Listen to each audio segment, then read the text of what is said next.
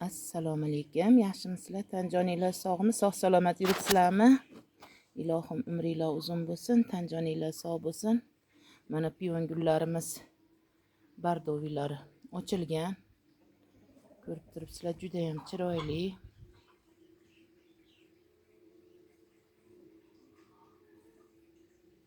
Juda ham go'zal.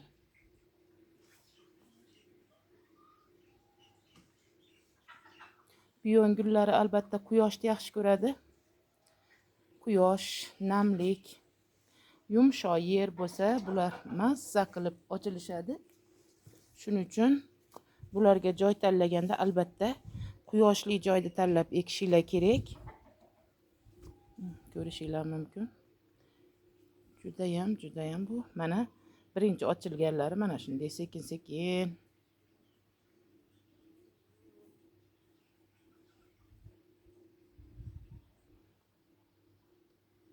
Quyoshni yaxshi ko'rish bilan birga albatta namli yetarli bo'lishi kerak.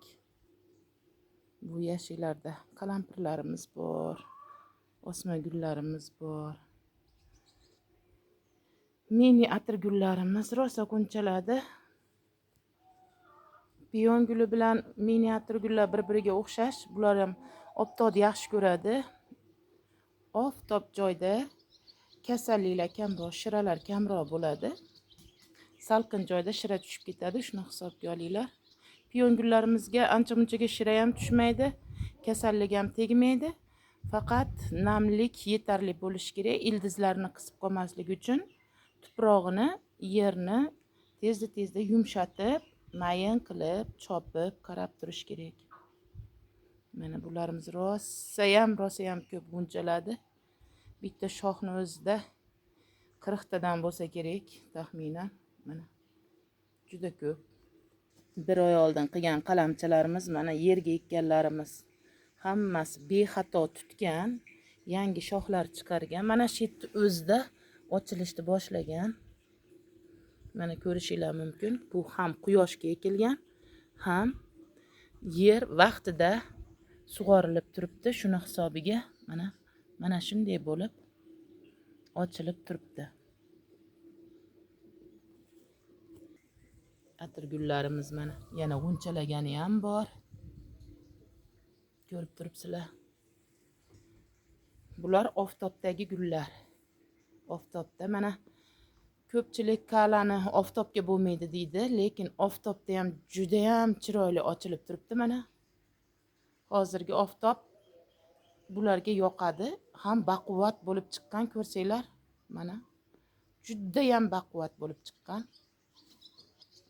Salqindagi gullarga nisbatan oftobdagi kalalar juda ham chaman ochilib turibdi mana. Ko'rishinglar mumkin. Endi jazirama 50 gradusda qanday holatga tushadi bilmadim. Avval bu yerda mana shu burchakda gilos bor edi daraxti. Gilos daraxtini olib tashlaganmiz bir yil. Bu yerni gulzor qilish uchun daraxtni o'zini olib yorug'lik bo'yicha qoldirdik. Mana oftobda bo'ladigan narsalar, ukroplar oftobda yaxshi bo'ladi mana. Ko'rib turibsizlar. Kashnuchlar ham jambilni qalin ekib qo'yganman, to'g'ri. Juda ham qalin ekib qo'yganman. Sizlarga maslahatim siyrakroq sepinglar. Mana jambilni yashikka ekkanlarim ham bo'y berib qoldi.